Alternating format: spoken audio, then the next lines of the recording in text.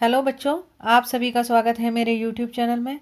बच्चों, जो आज आपकी वर्कशीट आई है 9th क्लास की सामाजिक विज्ञान की भूगोल, और इसका वर्कशीट नंबर है 74 और डेट है 19/1/2021। तो जो आपका लेसन है वो है लेसन 2, भारत का भौतिक स्वरूप। तो पहला क्वेश्चन है, एक स्थलीय भाग जो 3 ओर से समुद्र से घिरा हो कहलाता है। खालिस्तान दे रखा है इसमें। प्रश्न 2 है, भारत में हिमालय पर्वत का सर्वोच्च शिखर। प्रश्न 3, भारत हिमालय किन दो नदियों के बीच स्थित है। प्रश्न 4, पूर्वी घाट का सर्वोच्च शिखर खालिस्तान है। प्रश्न 5, उत्तरी मैदान में सर्वाधिक जलोढ़ मृदा पाई जाती है, सही या गलत। तो जो इसके बाद जो आपका क्वेश्चन है 6, वो एक अनुच्छेद है। तो आइए पहले अनुच्छेद पढ़ लेते हैं, फिर उसके बाद सभी क्वेश्चन जो है वो हम सॉल्व करेंगे। महान हिमालय के वलय की प्रकृति असीमित है। हिमालय के इस भाग का क्रोड ग्रेनाइट का बना है। यह श्रृंखला हमेशा बर्फ से ढकी रहती है तथा इससे बहुत सी हिमानियों का प्रवाह होता है। हिमाद्री के दक्षिण में स्थित श्रृंखला सबसे अधिक असम है एवं हिमालय या निम्न हिमालय के नाम से जाती है। असम का मतलब होता है कि असमान है। इन श्रृंखलाओं का निर्माण मुख्यतः अत्यधिक संपीड़ित तथा परिवर्तित शैलों से बना हुआ है।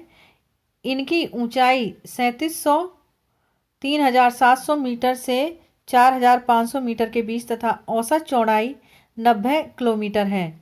जबकि पीर पंजाल श्रृंखला सबसे लंबी तथा सबसे महत्वपूर्ण श्रृंखला है। धौलाधार एवं महाभारत श्रृंखला भी महत्वपूर्ण है। इसी श्रृंखला में कश्मीर की घाटी तथा हिमालय के कांगड़ा एवं कुल्लू की घाटियां स्थित हैं। इस क्षेत्र को पहाड़ी नगरों के लिए जाना जाता है। अब जो आपका जो अनुच्छेद है ये क्वेश्चन नंबर 6 का, उसके कुछ क्वेश्चन दे रखे हैं नीचे। तो पहला क्वेश्चन है इसका, हिमालय पर्वत का केंद्रीय भाग क्रोड किस प्रकार की चट्टानों का बना है। प्रश्न 2, हिमाद्री के दक्षिण में स्थित पर्वत श्रृंखला कौन सी है। प्रश्न 3, किस क्षेत्र में को पहाड़ी नगरों के लिए जाना जाता है। प्रश्न 4, संपीड़ित शैलें क्या होती हैं। प्रश्न 7 जो है वो आपका अनुच्छेद से अलग है। बरकान से आप क्या समझते हैं। प्रश्न 8, उत्तरी मैदान सघन जनसंख्या वाला क्षेत्र क्यों है। प्रश्न 9, हिमालय पर्वत का हमारे लिए क्या महत्व है। और प्रश्न 10, अंतिम प्रश्न, हिमालय क्षेत्र तथा प्रायद्वीपीय पठार के उच्चावच लक्षणों में अंतर स्पष्ट कीजिए। तो आइए जो इनके उत्तर हैं वो देख लेते हैं। पहला जो क्वेश्चन था आपका, खालिस्तान दे रखा था, उसमें आपको फिल करना है प्रायद्वीप। ये है इसका उत्तर। एक स्थलीय भाग जो 3 ओर से ओर से समुद्र से घिरा हो वो प्रायद्वीप कहलाता है। क्योंकि हमारे जो भारत का मैप है वो किस इस तरीके से है नीचे से, तो ये वाला जो हिस्सा है जो ये इधर भी समुद्र से और इधर भी समुद्र से घिरा हुआ है, ये आपका है प्रायद्वीप। उसके बाद क्वेश्चन नंबर 2, भारत में हिमालय पर्वत का सर्वोच्च शिखर कौन सा है। तो वो आपका आंसर होगा कंचनजुंगा। कंचनजुंगा जो है वो सर्वोच्च शिखर है हिमालय पर्वत का। उसके बाद क्वेश्चन 3 है, पंजाब हिमालय किन दो नदियों के बीच स्थित है। तो सिंधु और सतलुज के बीच। प्रश्न 4, पूर्वी घाट का सर्वोच्च शिखर है महेंद्र गिरी, इसका उत्तर है। प्रश्न 5, उत्तरी मैदान में सर्वाधिक जलोढ़ मृदा पाई जाती है, सही या गलत। तो इसका जो उत्तर है वो है आपका सही। प्रश्न 6 जो कि आपका अनुच्छेद था, उसका जो पहला प्रश्न है क्वेश्चन नंबर 6 का, उसका पहला प्रश्न, हिमालय पर्वत का केंद्रीय भाग क्रोड किस प्रकार की चट्टानों से बना है। तो इसका उत्तर है हिमालय पर्वत का केंद्रीय भाग ग्रेनाइट की चट्टानों से बना है। प्रश्न 2 है उसका, हिमाद्री के दक्षिण में स्थित पर्वत श्रृंखला कौन सी है। तो उत्तर है हिमाद्री के दक्षिण में स्थित पर्वत श्रृंखला सबसे अधिक असम एवं हिमालय या निम्न हिमालय के नाम से जानी जाती है।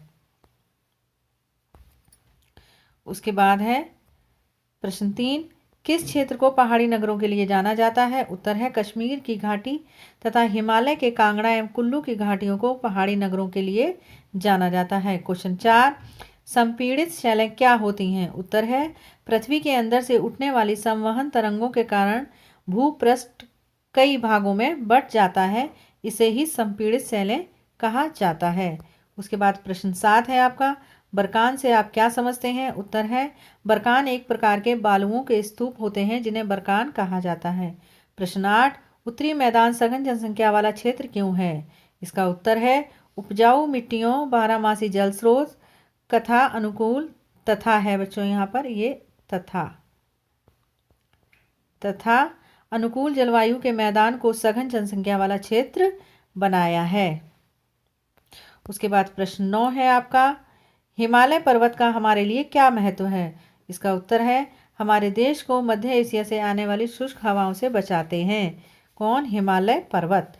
उसके बाद दूसरा पॉइंट है इसका, गर्मियों में हिमालय पर जमी बर्फ पिघलने लगती है जिससे नदियों को 12 माह जल प्राप्त होता रहता है।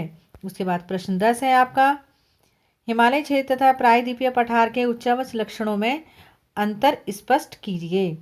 तो पहला है पॉइंट इसका, हिमालय क्षेत्र चाप के आकार का है और प्रायद्वीपीय पठार त्रिभुज के आकार में है। दूसरा पॉइंट, हिमालय क्षेत्र में बहुत से पर्वत शिखर तथा घाटियां हैं और प्रायद्वीपीय पठार संपदा में बहुत धनी है। तीसरा जो इसका पॉइंट है, हिमालय में अनेक दर्रे पाए जाते हैं जिनसे पुराने समय में व्यापार होता था तथा प्रायद्वीपीय पठार अनेक नदियों के उद्गम स्थल है, परंतु अधिकतर नदियां ऋतु में या तो सूख जाती हैं अथवा धारा बहुत पतली हो जाती है। जो लाइन है आपकी ये इसी के आगे कंटिन्यू है। तो बच्चों ये थी आपकी वर्कशीट। आशा करती हूँ आपको अच्छे से समझ में आई होगी।